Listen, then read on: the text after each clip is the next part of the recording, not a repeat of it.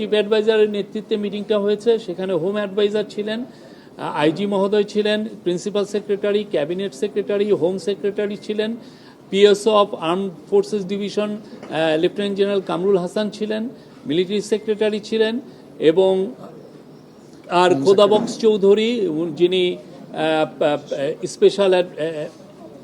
Special assistant on home affairs উনি ছিলেন, home secretary বলেছি। তো এই মিটিংটা খুবই ইম্পর্টেন্ট, 2 ঘন্টার মিটিং ছিল। 2 ঘন্টার মিটিংয়ে সামনে যে ইলেকশন আসছে, ইলেকশনের যে প্রস্তুতি আমাদের কীরকম এবং সেই অনুযায়ী আমরা কি কাজ আরও করতে পারি জোরদারভাবে, সেগুলো নিয়ে আলাপ হয়েছে। প্রথম ছিল যে কোঅর্ডিনেশন বাড়ানো, আর্মি, পুলিশ এবং গ্রাসরুটের যে লোকাল অ্যাডমিনিস্ট্রেশন, এদের মধ্যে কোঅর্ডিনেশন বাড়ানোর কথা বারবার জোর দিয়ে বলা হয়েছে।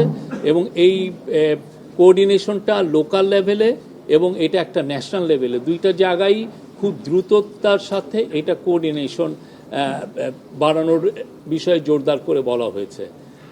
আপনার ইলেকশনের আগে পুলিশের প্রস্তুতির কথা বলা হয়েছে এবং পুলিশের আইজি মহোদয় বলেছেন যে আগামী মাস থেকে 1.5 লক্ষ পুলিশের ট্রেনিং হবে ইলেকশনের বিষয়ে। সেপ্টেম্বর থেকে, আগামী মাসটা সেপ্টেম্বর, অক্টোবর এবং নভেম্বরে 1.5 লক্ষ পুলিশের নির্বাচন বিষয়ে তাদেরকে ট্রেনিং দেওয়া হবে। তারপরে ইলেকশনকে সামনে রেখে আপনারা জানেন যে প্রচুর ডিসইনফরমেশন অলরেডি সার্কুলেট শুরু হয়েছে, সামনে এইটা আরও ইন্টেন্সিফাই করবে। তো এইটাকে সামনে রেখে ন্যাশনাল ইনফরমেশন একটা সেন্টার, যেখানে আমরা খুব দ্রুততার সাথে এই ডিসইনফরমেশনগুলোকে আমরা ডিবাঙ্ক করতে পারবো, সেইটার একটা ক্রিয়েট করার চিন্তাভাবনা হচ্ছে এবং এটা নিয়ে অনেক বিশদ আলোচনা হয়েছে। চিফ অ্যাডভাইজার আমাদের হোম মিনিস্ট্রি বা পুলিশের এখানে বা যে একটা সেন্ট্রাল কমান্ড স্ট্রাকচার কিছুদিন আগে করা হয়েছে আপনারা জানেন, সেখানে একটা মিডিয়া সেন্টার প্রতিষ্ঠা করার কথা বলেছেন, যাতে করে খুব দ্রুত এই আইন শৃঙ্খলা সংক্রান্ত যে কোনো ইনফরমেশন খুব দ্রুত কালেক্ট করা যায় এবং ওই দিনই ওই সময়ই এটা যাতে ডিসেমিনেট করা যায় এবং সেই জায়গায় প্রতিদিনই যাতে প্রেস কনফারেন্স করে আপনাদেরকে জানানো যায় যে কোথায় কিভাবে হচ্ছে, কোথাকার সিচুয়েশনটা কি, এই প্রত্যেকটা বিষয় এবং খুব দ্রুততার সাথে, এবং এইটার থেকে আপনারা যাতে প্রতিনিয়ত সব সময় যাতে ইনফরমেশন পান সেই বিষয়ে জোরদার করতে বলা হয়েছে। এবং এই বিষয়ে প্রফেসর ইউনূস বারবার বলেছেন যে এই পুলিশের যে কাজগুলো অনেক ক্ষেত্রেই মানুষের কাছে আসছে না, এই একটা ইনফরমেশন সেন্টার বা একটা মিডিয়া সেন্টার না থাকার কারণে। পুলিশ অনেক জায়গায় অনেক ভালো ভালো কাজ করছেন, অনেক জায়গায় ইন্টারভেনশন ওরা খুব দ্রুতই করছেন, কিন্তু দেখা যাচ্ছে যে এই বিষয়গুলো আমাদের অনেকের কাছেই জানা থাকছে না। সেই জন্য এই মিডিয়া সেন্টারটা এটা এইভাবে কাজ করবে। আরও অনেক বিষয়ে আলাপ হয়েছে। আমার যিনি ডেপুটি প্রেস সেক্রেটারি আছেন উনি আরও একটু বিশদ বলবেন। ধন্যবাদ। আজকে আলোচনার মধ্যে আরেকটা গুরুত্বপূর্ণ বিষয় ছিল, উনি আইন শৃঙ্খলা রক্ষাকারী বাহিনীকে হটস্পটগুলো নির্বাচনের আগে যে জায়গাগুলোতে সমস্যা হতে পারে বলে আইন শৃঙ্খলা রক্ষাকারী বাহিনী মনে করে, সেই স্পটগুলোকে দ্রুত আইডেন্টিফাই করার কথা বলেছেন এবং সেখানে কী ধরনের আইন শৃঙ্খলা রক্ষার জন্য বাড়তি ব্যবস্থা প্রয়োজন হতে পারে সেগুলো সম্পর্কেও রিকমেন্ডেশনের জন্য উনি তাদেরকে একটা নির্দেশনা দিয়েছেন। বিভিন্ন জেলা পর্যায়ে আইন শৃঙ্খলা রক্ষাকারী বাহিনী কোঅর্ডিনেশনের মাধ্যমে একটা সিচুয়েশন রিপোর্ট যেন কেন্দ্রীয়ভাবে পাঠানো হয়, যাতে করে সরকারের ঊর্ধ্বতন দায়িত্বশীল যারা আছেন ওনারা যাতে বুঝতে পারেন যে একটা গ্রাউন্ড লেভেলের সিচুয়েশনটা কী এবং সেই অনুযায়ী যাতে পদক্ষেপ নিতে পারেন। এই জন্য সিচুয়েশন রিপোর্ট কেন্দ্রে পাঠানোর জন্য আইন শৃঙ্খলা রক্ষাকারী বাহিনী যারা যেসব বাহিনী আছেন সবাইকে উনি একটা নির্দেশনা দিয়েছেন। আজকে প্রশাসনের রদবদল নিয়েও আলোচনা হয়েছে।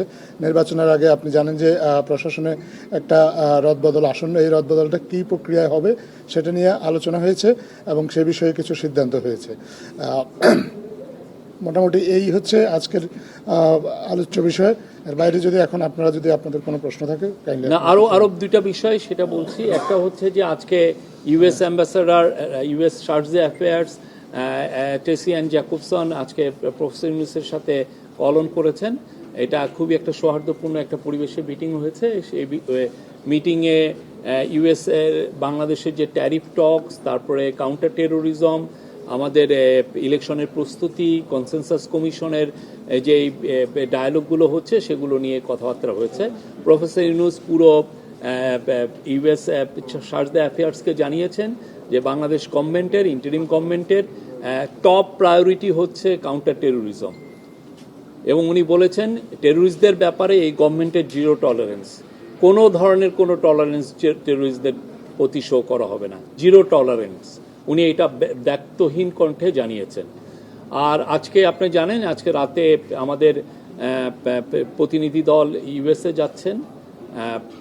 আজকে ইয়ের টকসটা শুরু হওয়ার কথা, ট্যারিফের টকস হওয়ার কথা। সেইটা আমরা আশা করছি যে এই টকসটা ভালোভাবে কনক্লুশন হবে, এবং আমরা এই প্রতিনিধির সাথে, যদিও টকসে থাকবেন না, বাট প্রতিনিধির সাথে একটা গ্রুপ অফ বিজনেসম্যানও যাচ্ছেন। Thank you. আমি এই বিষয়ে এখনো কিছু জানি না। আমার নাম মোহন, আমি একটা পত্রিকাতে কাজ করি। আমি একটু জানতে চাই যে আমরা নির্বাচনে নর্মালি দেখি যে পুলিশ সামনে থাকে, সেনাবাহিনী অবশ্য স্ট্রাইকিং ফোর্সে থাকে। আমাদের যে আসন্ন নির্বাচন সেখানে সেনাবাহিনীর কি ভূমিকা থাকতে পারে বলে আজকে আলোচনা হয়েছে। সেনাবাহিনীর তরফ থেকে বলা হয়েছে যে প্রায় 60,000-এর মতো ট্রুপস এই নির্বাচনী ডিউটিতে থাকবেন। তারা তো অলরেডি জানেন যে তারা সেই জুলাই আপরাইজিংয়ের সময় থেকেই, 5ই আগস্টের পরের থেকেই তারা মাঠের ডিউটিতে আছেন, তাদের ম্যাজিস্ট্রেটি পাওয়ারও আছে। তো আমরা আশা করছি যে এই নির্বাচনের সময় তাদের একটা বলিষ্ঠ ভূমিকা থাকবে, এবং তারা মূলত স্ট্রাইকিং ফোর্স হিসাবে থাকবেন আইন শৃঙ্খলা পরিস্থিতি নিয়ন্ত্রণের জন্য।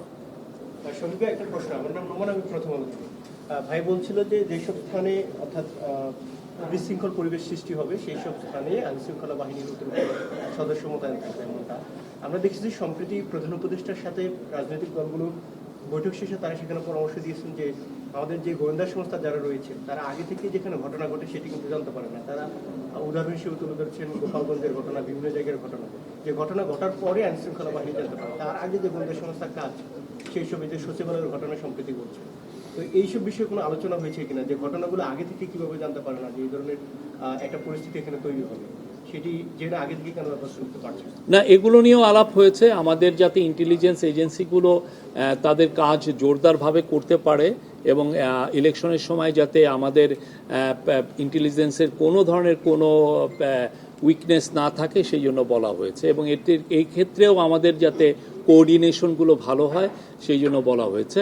আর গোপালগঞ্জের যেটা কথা বললেন, গোপালগঞ্জের বিষয়ে তো আমাদের গভর্নমেন্ট একটা ইনকোয়ারি কমিশন করেছেন। তারা একজন সুপ্রিম কোর্টের একজন রিটায়ার্ড জাস্টিস এই বিষয়টা দেখছেন, এবং তারা অবশ্যই উনি দেখবেন যে আমাদের কোনো ইন্টেলিজেন্স ফেইলিউর ছিল কিনা গোপালগঞ্জে। প্রশাসনের রদবদল করবেন, রদবদলটা কোন প্রক্রিয়াতে হবে এটা নিয়ে কোনো আলোচনা হয়েছে? কোন প্রক্রিয়াতে হবে? রদবদল হবে, কিন্তু সব জায়গাতেই রদবদল হবে এমন কোনো সিদ্ধান্ত হয় নাই। যেখানে যেখানে প্রয়োজন শুধুমাত্র সেখানেই রদবদল হবে বলে সিদ্ধান্ত হয়েছে। ওই ট্যারিফ টক নিয়ে যে আলোচনা হবে সেখানে সরকার কি আশা করছে? এটা নিয়ে খুব উদ্বেগ আছে। আমরা যথেষ্ট প্রিপেয়ার্ড। আমরা আশা করি এটার একটা ভালো কনক্লুশন হবে।